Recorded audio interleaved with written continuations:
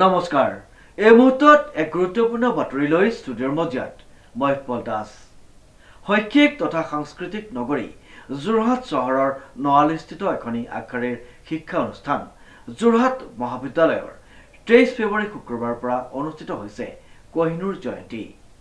ৰাজ্যসভাৰ সাংসদ কামাখ্যা প্ৰসাদ তাছা উপস্থিত থাকে বিশিষ্ট অতিথি হিচাপে নিউজ ডাইৰেক্ট ৰিপৰ্ট শৈক্ষিক তথা সাংস্কৃতিক নগৰী যোৰহাট চহৰৰ নৱালিস্থিত এখনি আগশাৰীৰ শিক্ষা অনুষ্ঠান যোৰহাট মহাবিদ্যালয়ৰ 23 ফেব্ৰুৱাৰী শুক্ৰবাৰৰ পৰা অনুষ্ঠিত হৈছে কোহিনুৰ জয়ন্তী ৰাজ্যসভাৰ সাংসদ কামাখ্যা প্ৰসাদ তাছা উপস্থিত থাকে বিশিষ্ট অতিথিৰ আসন শুৱনি কৰি উল্লেখযোগ্য যে এই কাৰ্যসূচীৰ আজি প্ৰথম দিনা চাহ উদ্যোগৰ 200 বছৰ ঐতিহ্য আৰু সম্ভাৱনাময় বিষয় সন্দৰ্ভত এক আলোচনা চক্ৰ অনুষ্ঠিত হয় উক্ত আলোচনা চক্ৰত ৰাজ্যসভাৰ সাংসদ কামাখ্যা প্ৰসাদ তাছাই বিশিষ্ট অতিথি হিচাপে অংশগ্ৰহণ কৰাৰ লগতে ডক্টৰ ননীগোপাল গোস্বামী ডক্টৰ পুষ্প চাম্পিয়াই সমল ব্যক্তি হিচাপে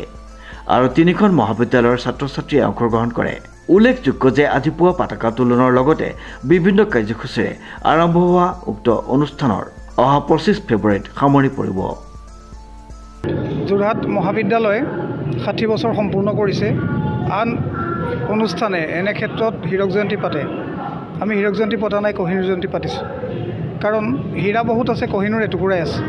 আৰু এই টুকুৰা কোহিনুৰ আছিলে ভাৰতবৰ্ষৰ ইতিহাসৰ পৃথিৱীৰ ইতিহাসৰ বৃহত্তম হীৰাৰ টুকুৰা এটা এইটো ব্ৰিটিছ সাম্ৰাজ্যবাদে আমাৰ পৰা কাঢ়ি লৈ গ'ল তেওঁলোকৰ হাতত আছে আমি আৰম্ভণি অনুষ্ঠান যেতিয়া পাতিছিলোঁ এবছৰ আগতে তেতিয়াৰ পৰা দাবী জনাই আহিছোঁ যে ভাৰতবৰ্ষৰ গৌৰৱৰ প্ৰতীক এই ঐতিহাসিক হীৰা টুকুৰা কোহিনুৰ আমাক ঘূৰাই লাগে ইয়াৰ এটা দেশপ্ৰেমমূলক বাৰ্তা আছে আমাৰ কোহিনুৰ শব্দটো প্ৰয়োগৰ আৰু আমি যিখিনি কৰিব বিচাৰিছোঁ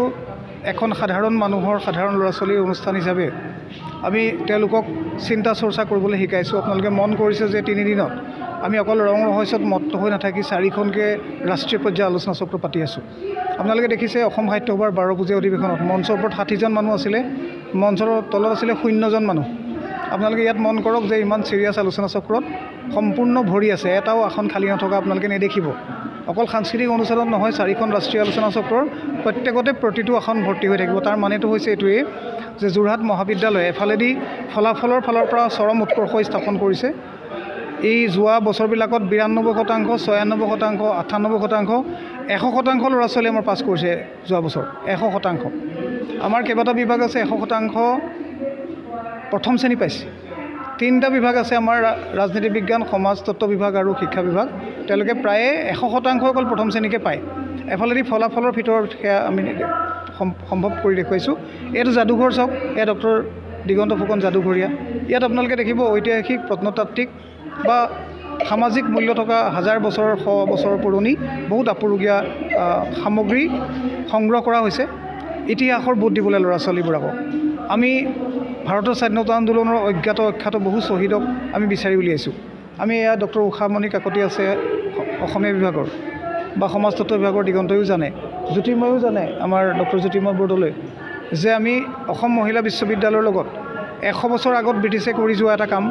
people's linguistic survey of India আমি আজি 100 বছৰ পিছত কৰি আছোঁ ইতিমধ্যে peoples linguistic survey of Assam আমি 60 বছৰ উপলক্ষ কৰি 60খন কিতাপ প্ৰকাশ কৰিছোঁ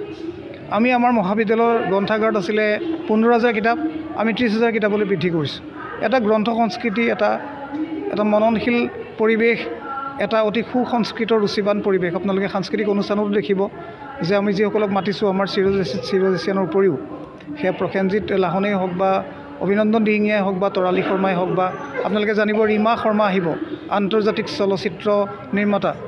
ক্ষমা কৰিব ৰীমা দাস আহিব আন্তৰ্জাতিক খ্যাতিসম্পন্ন চলচ্চিত্ৰ নিৰ্মাতা আৰু অসমৰ বিভিন্ন প্ৰান্তৰ অন্তত 10জন উপাচাৰ্য আহিব একেবাৰে শীৰ্ষ পৰ্যায়ৰ পণ্ডিতসকল আহি আছে গতিকে ইয়াৰ জৰিয়তে আমি এটা বাৰ্তা প্ৰেৰণ কৰিব বিচাৰিছোঁ যে গাঁৱলীয়া ল'ৰা ছোৱালী মফস্বল এলেকাৰ সাধাৰণ মানুহৰ ঘৰৰ নিম্ন মধ্যবিত্ত দুখীয়া মানুহৰ ঘৰৰ ল'ৰা ছোৱালী গঢ়ি তোলা এই অনুষ্ঠানটোৱে ইয়াৰ লক্ষ্যৰ ফালৰ পৰা ইয়াৰ চিন্তা চৰ্চাৰ ফালৰ পৰা এটা বেলেগ দৃষ্টান্ত স্থাপন কৰিব পাৰে আৰু কৰিছে আৰু কৰিব ইয়াক আমি এটা হীৰাৱলী যাত্ৰা বুলি কৈছোঁ আমি সোণালী জয়ন্তী পালন কৰিলোঁ সোণোৱালী জয়ন্তীৰ পৰা হীৰক জয়ন্তী আহি পালোঁ আমি কৈছোঁ সোণোৱালী হীৰাৱলী বাট এই হীৰাৱলী বাটেৰে হৈ থকা চলমান যাত্ৰাত আপোনালোকৰ সহযোগ বিচাৰিছোঁ সহযোগ পাইছোঁ সাংবাদিক বন্ধুসকল ধন্যবাদ আজিৰ কাৰ্যসূচীসমূহৰ ভিতৰত পুৱা পতাকা উত্তোলন হোৱাৰ পাছত আমাৰ যোৰহাট মহাবিদ্যালয়ৰ অৰ্থনীতি বিভাগৰ এসময়ৰ মুৰব্বী অধ্যাপক পুলকজ্যোতি শৰ্মা ডাঙৰীয়াৰ আহৰণত এই অতি সুন্দৰ দৃশ্যশ্ৰব্য কক্ষৰ উন্মোচন হ'ল। তাৰ পৰৱৰ্তী পৰ্যায়তে যোৰহাট মহাবিদ্যালয়ৰ প্ৰতিষ্ঠাকালৰ প্ৰথমগৰাকী অধ্যক্ষ